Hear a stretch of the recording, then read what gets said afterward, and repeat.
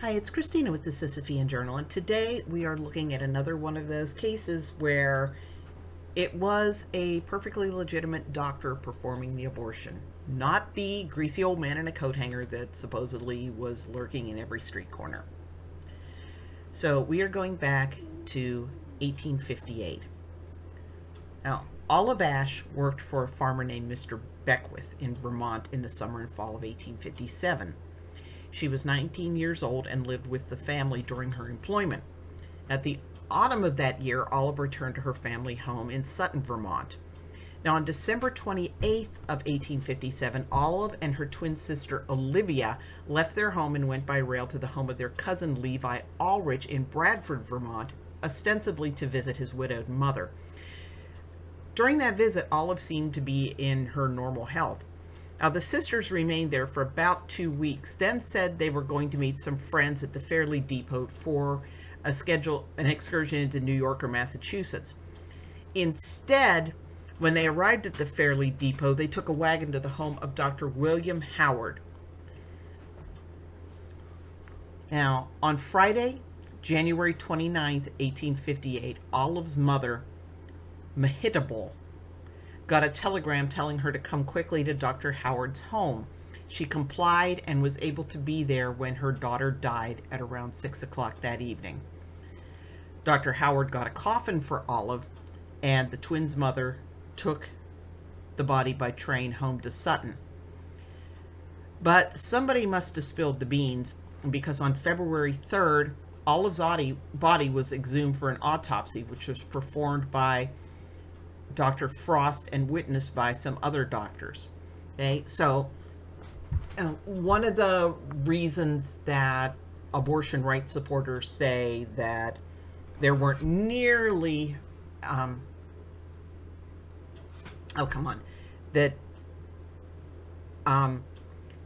the reason you don't see documentation of all of these abortion deaths prior to legalization was that it was so easy to cover up. You just write another cause of death and it just slides on by. That's true nowadays, where you just leave abortion off the death certificate and, go about your business. But you have to remember, an abortion death was homicide. It was murder. It was a big deal. It wasn't, all surgery has risks. So there were a lot of mandated reporters, coroners, vital records clerks, police, doctors, funeral directors, and sometimes it would just be a family member or a neighbor saying something's not kosher here, and that would launch an investigation. So on February 3rd, Olive's body was exhumed for the autopsy, and the doctor found evidence of a recent pregnancy as well as signs of instrumentation and damage to the cervix. And Dr. Frost believed that Olive's cause of death had been hemorrhage due to that damage to her cervix, so he preserved her uterus, and another physician examined it and concluded that the placenta had been retained sometime after the abortion, so that was another source of the possible hemorrhage. Well, since Olive had been at Dr. Howard's house, he was clearly, the obvious likely culprit, and he was arrested and tried. Now, during the trial, Olivia testified that she knew her sister was pregnant and had accompanied her knowing she was arranging an abortion. And she said that they arrived at Dr. Howard's house and informed them that Olive was about 6 months pregnant. He spoke with the sisters and decided he wanted to do some consultation with Beckwith, the grown son of the farmer Olive had worked for, before he decided to go ahead. So the sisters stayed there for a few days until Olive got a letter from Beckwith, and she read part of it to Dr. Howard, and Howard agreed to then perform the abortion for the sum of $100. Okay? That is over $3,600 in 2023. So Dr. Howard told the sisters that the process would take 3 or 4 weeks, and from what I've seen, it was fairly common at the time in the 19th century and even into the early 20th century for abortions to take many days, especially late in the pregnancy. Now, A modern 6-month abortion would generally take 2 or 3 days to dilate the cervix, and then, depending on how big the baby was, either just pull it apart with forceps or induce labor. Um, so Dr. Howard gave Olive a concoction to drink 3 or 4 times. And on the Friday after the sisters had arrived, Dr. Howard performed some sort of procedure on Olive as she lay on a bed in the room the twins shared. Olivia was allowed to stay with her sister during the procedure, and she testified that Dr. Howard used 2 or 3 of the 3 or 4 instruments he had on hand.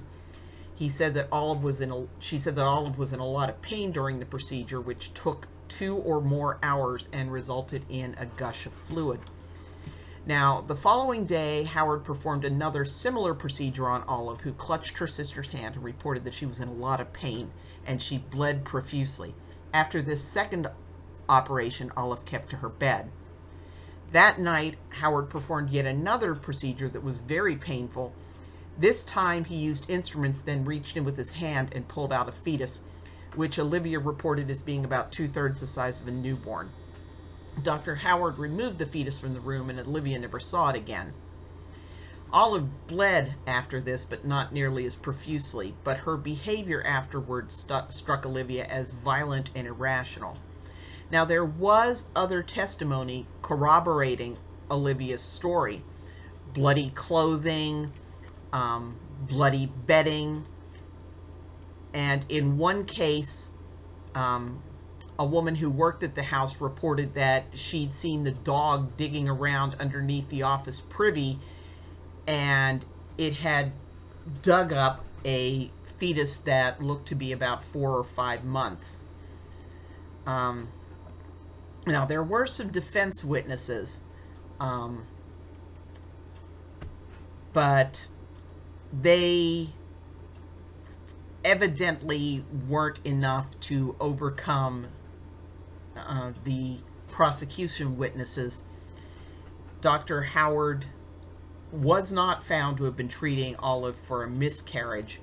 He was convicted in her abortion death. So there's an excellent telling of that story in a phenomenal book called Abortion Rights, A Social History of Abortion in America. Rights, R-I-T-E-S, by Marvin Olasky. So I really, really recommend this book to anybody on either side of the fence. And then, of course, there are the court cases for the prosecution of Dr. Howard for Olive Ash's death.